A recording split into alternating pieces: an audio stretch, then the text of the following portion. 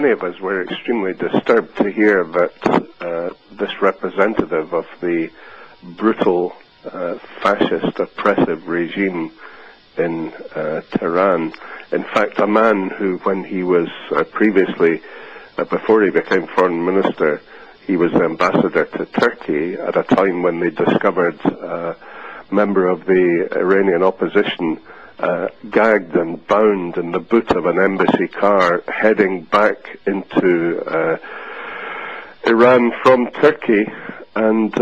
when the man was released at the border, he said he'd been held in a cellar underneath the embassy and tortured and was being taken back to Iran for execution. So this was all done under the jurisdiction of Motaki when he was the ambassador to Turkey. He is a brutal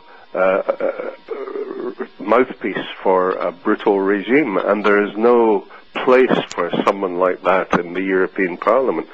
So a large number of MEPs were horrified when we heard that he was being granted a session during a closed session of the European Parliament's Foreign Affairs Committee, and we had requested from the President of Parliament that we should have a large picture of Neda to show an innocent victim of the brutality of this regime hung outside the Parliament, and this permission was refused for this. So a number of us got posters of Neda, the horrible, frightening picture of her with blood all over her face just after she had been killed.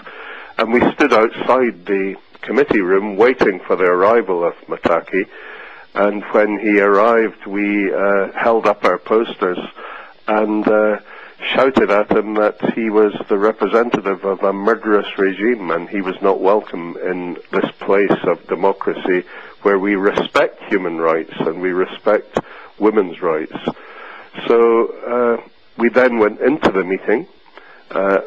It was noticeable that although the cameras representing European television stations were not allowed in,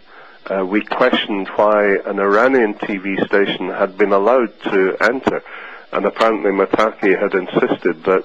he should have one of his own propaganda TV stations present.